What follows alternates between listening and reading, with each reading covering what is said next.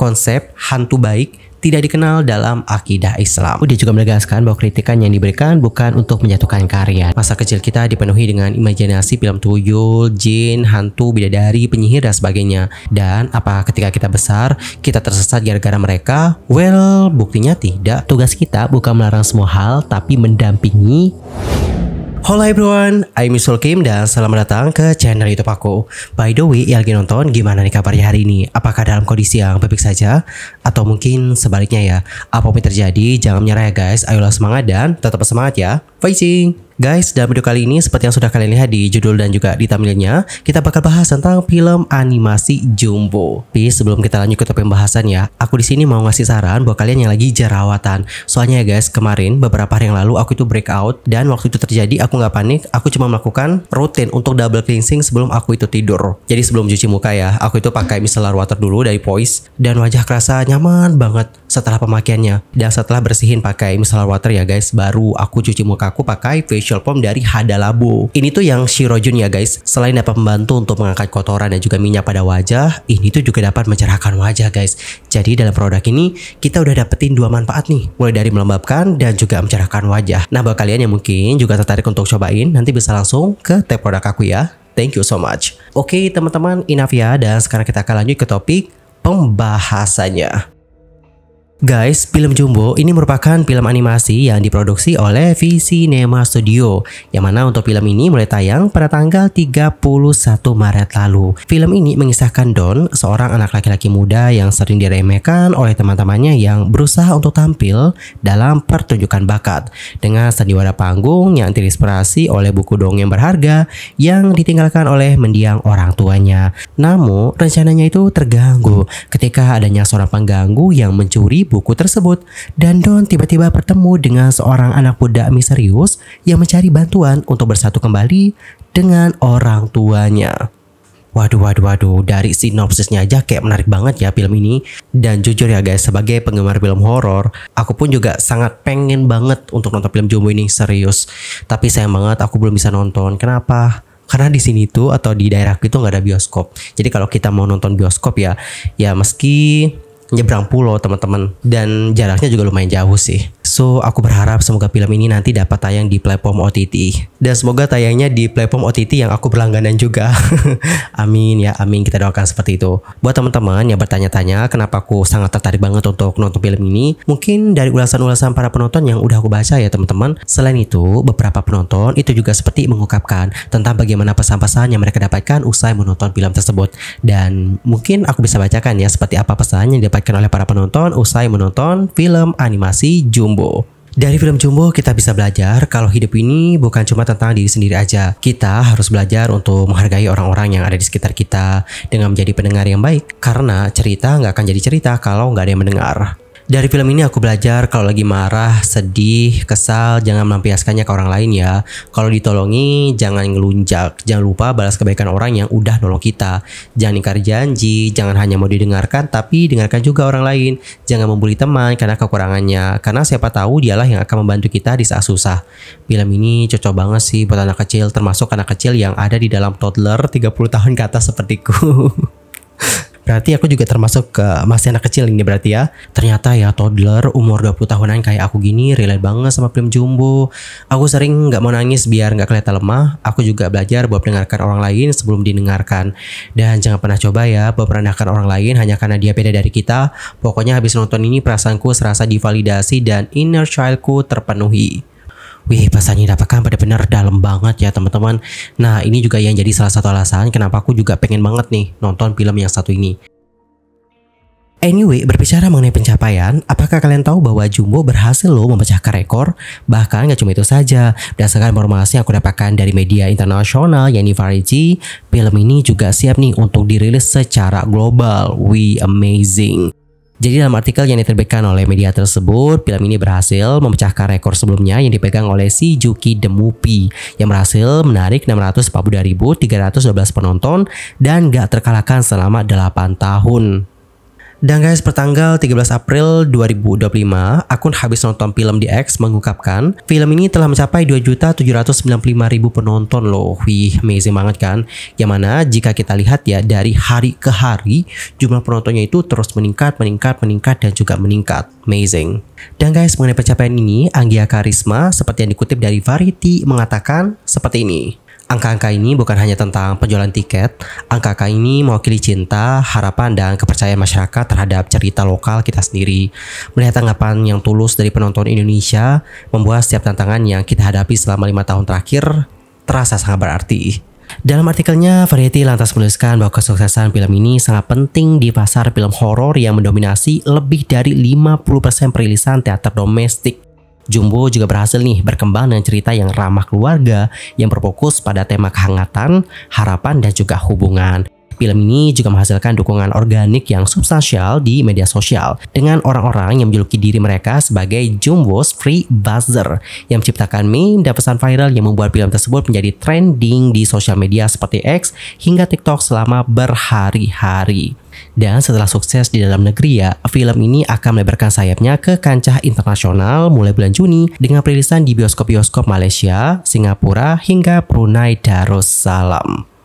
Film animasi yang disutradarai dan ditulis oleh Rian Adriandi ini juga akan ditayangkan di beberapa wilayah Asia dan juga Eropa loh guys, termasuk Rusia, Ukraina, negara-negara Baltik, hingga beberapa negara Asia Tengah. Variety juga menuliskan guys bahwa film ini merupakan sebuah pencapaian yang luar biasa loh bagi industri animasi Indonesia karena tercipta melalui kerjasama selama 5 tahun yang melibatkan lebih dari 420 animator dan kreator Indonesia.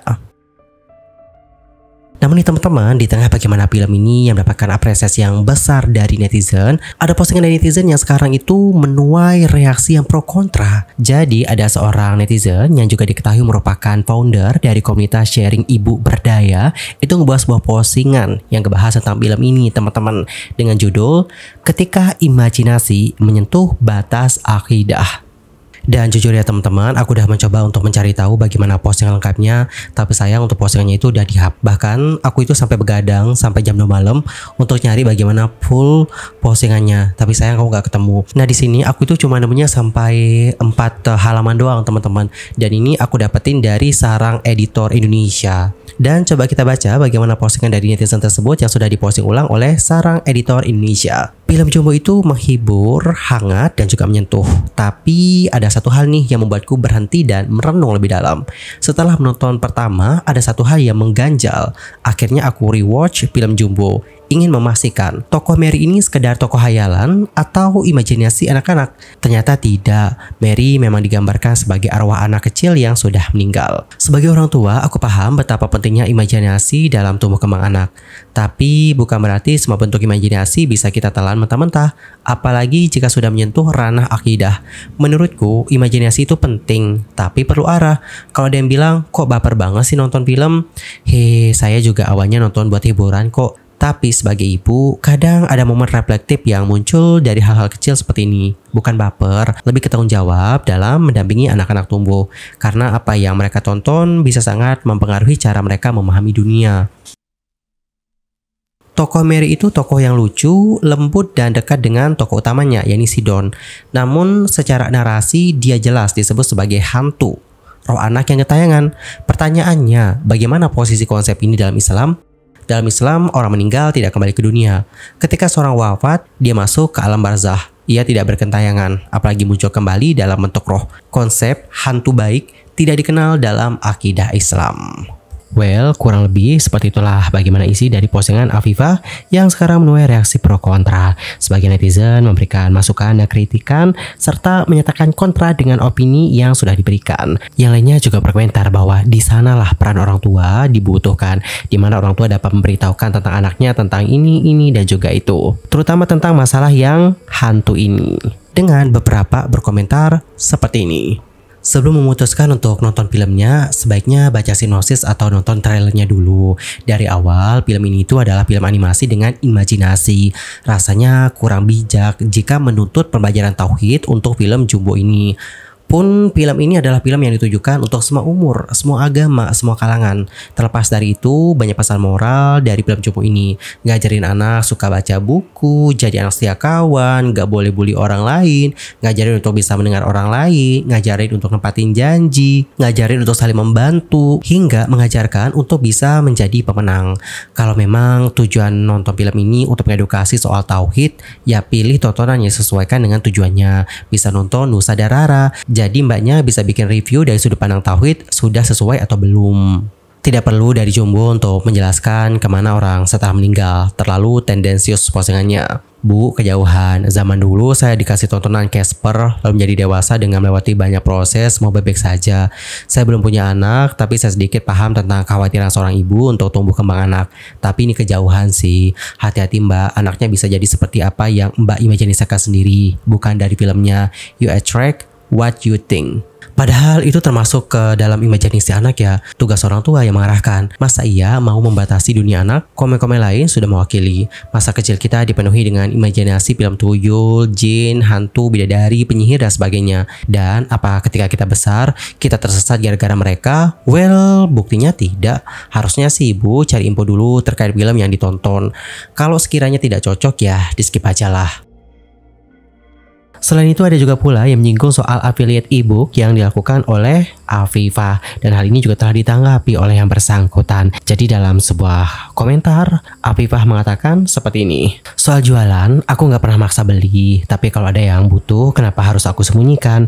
Yang aku bagikan itu solusi, bukan jebakan, bukan manipulasi juga. Dan semoga kita semua bisa lebih terbuka bahwa mengkritisi sesuatu dengan baik itu bukan dosa, bukan pula bentuk kebencian, tapi bagian dari tanggung jawab. Selain itu, dia juga menegaskan bahwa kritikan yang diberikan bukan untuk menjatuhkan karya nih teman-teman. Dalam komentar yang di screenshot oleh netizen di thread, komentarnya seperti ini. Nanti pasti ada yang komentar lagi, tapi nggak perlu menjatuhkan karya orang lain dulu buat jualan produkmu mbak. Seriously guys, niat awal aku nonton film Jumbo itu karena direkomendasikan sebagai tontonan anak-anak. Tapi ketika melihat ada bagian yang secara nilai dan akidah kurang sesuai, tentu naluri sebagai orang tua jalan. Aku merasa perlu nih menyuarakan kegelisahan itu. Dan menurutku, kritis terhadap konten bukan berarti menjatuhkan karya. Di sisi lain, ada juga yang menyoroti tentang beberapa poin-poin dari statement yang sudah diberikan oleh Afifah, yang mana menurutnya itu adalah inti dari pembahasan Afifah mengenai akidah. Lebih lanjut, komentarnya seperti ini. Mari kita lihat ya guys, bareng-bareng. Saya sudah baca ulasan Mbak ini sampai slide terakhir di TikTok. Di sini kayaknya kurang lengkap postingannya. Sekarang kayaknya udah di take down atau private. Di akhir slide ada sedikit statement yang menarik. Menurut saya itu adalah inti dari pembahasan Mbak ini tentang akidah. Dan guys, aku sendiri berhasil nemu bagian yang dimaksudkan. Jadi di halaman ke-9, Afifah menuliskan seperti ini. Menonton bisa jadi hiburan, bisa juga jadi pelajaran. Sebagai ibu, aku belajar satu hal penting dari pengalaman ini. Tugas kita bukan melarang semua hal, tapi mendampingi, menjelaskan, dan menjaga tauhid anak-anak kita.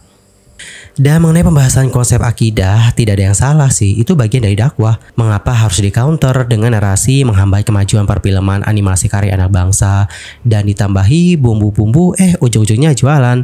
Sependek pemahaman saya tentang ulasan itu, saya menyederhanakan dengan menganggap bahwa Jumbo adalah sebuah hiburan yang penuh dengan fantasi, seperti film pada umumnya, dan tugas kita adalah membimbing anak-anak, mengarahkan ini boleh dan tidak boleh, ini hayalan, ini nyata, ini dilarang agama, dan inilah yang dianjurkan. Saya dan anak-anak sudah menonton film ini, seru, berkesan, dan sangat bangga bahwa ternyata kita juga bisa bikin animasi sekeren ini loh. Sebelum memutuskan untuk mengajak anak-anak nonton, saya pun udah briefing mereka, memberikan arahan bahwa apapun film yang kalian tonton selama ini, itu hanya sebuah cerita karangan dan tidak benar-benar terjadi di dunia nyata. Selebihnya saya serahkan imajinasi mereka tentang film ini pada anak-anak. Pada akhirnya kebijaksanaan orang tualah yang mempengaruhi cara pandang anak-anak kita. Menurutku sih memang pemilihan diksi kata dan pendapat mengenai film Jumbo oleh ibu tersebut harusnya bisa lebih bijak atau diplomatis. Tapi netizen yang terlalu tertrigger jadi terlalu attack banget. Mungkin karena mereka merasa disalahkan atau tersinggung dari situ, dan nggak salah juga sebenarnya. Tapi bisa saja sih nggak sependapat, tapi ya biarin aja gitu. Anggap aja ya udah beda circle, beda pemikiran. Tapi ada juga nih netizen yang berkomentar dengan baik atau diplomatis atau nggak langsung RT juga kok. Cuma ya masalahnya nih ini juga ibunya bereaksi terlalu defensif dengan komentar tersebut, seperti membalas dengan narasi yang terlihat seakan-akan playing victim dan langsung hapus komen yang negatif. Tapi itu hak beliau juga sih sebenarnya untuk hapus komen ya. In one way, ibunya bisa menanggapi dengan cara minta maaf atau lebih diplomatis, dan sebenarnya kalau mau main aman dari awal, pakai disclaimer objektif. Kalau masalah jualan, I saw some better and worse marketing, jadi yang nggak mempermasalahkan secara pribadi. Gitu sih in my opinion ya, kalau nyoba mandang objektif dari keduanya. Alright, jadi seperti itulah bagaimana komentar-komentar ya guys dari para netizen menanggapi tentang ulasan ini. Dan kalau kalian sendiri gimana nih pendapatnya? Antar komennya di kolom komentar. Di sisi lain, Afifah yang membuat postingan itu sudah membuat permintaan maaf nih guys. Dalam permintaan maafnya, dia mengatakan seperti ini.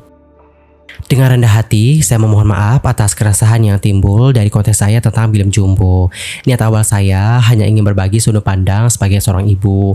Namun, penyisipan promosi e-book di akhir konten ternyata menimbulkan kesan seolah saya memanfaatkan momen untuk kepentingan pribadi. Itu keliru dan saya akui sebagai kehilapan. Saya sudah menghapus bagian promosi dari konten tersebut sebagai bentuk tanggung jawab. Saya juga memohon maaf kepada pihak Visinema, Bang Rian, dan semua tim pembuat film Jumbo, kepada Teh Hikmah sebagai pemilik e-book yang ikut terbawa dalam isu ini, serta kepada siapapun yang merasa tersinggung atau terganggu. Tidak ada niat untuk menjatuhkan karya siapapun. Saya masih belajar. Terima kasih atas kritik dan masukan yang membangun. Semoga ini jadi pengingat untuk saya agar lebih bijak lagi ke depannya. Alright teman-teman, jadi seperti itulah bagaimana klarifikasi dari Afifah akan isu ini.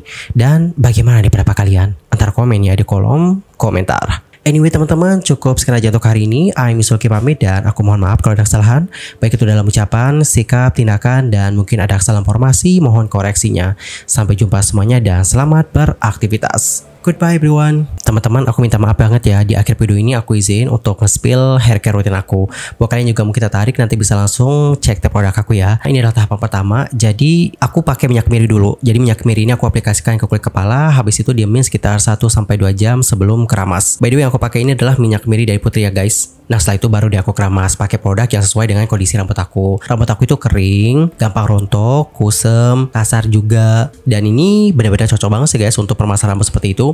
Untuk shampoo aku pakai samponya Sari Ayu yang Freezing Hair Natural Shampoo. Terus untuk conditioner aku pakai conditionernya Miranda. Ini yang smoothing and anti-freezing. Yang bagus dari conditioner ini adalah dia itu ada ceramide-nya guys, yang dapat memperkuat batang rambut. Selain itu dia juga ada milk protein yang dapat mengurangi kerontokan rambut dan menutrisi rambut yang bercabang. That's why aku suka sih guys, kayak komplit aja gitu, dan hasilnya emang bagus sih. Dan habis keramas baru aku pakai tonik. Kalau tonik aku pakainya tonik dari Putri, ini yang paling ginseng supaya rambut itu kuat dan gak mudah rontok.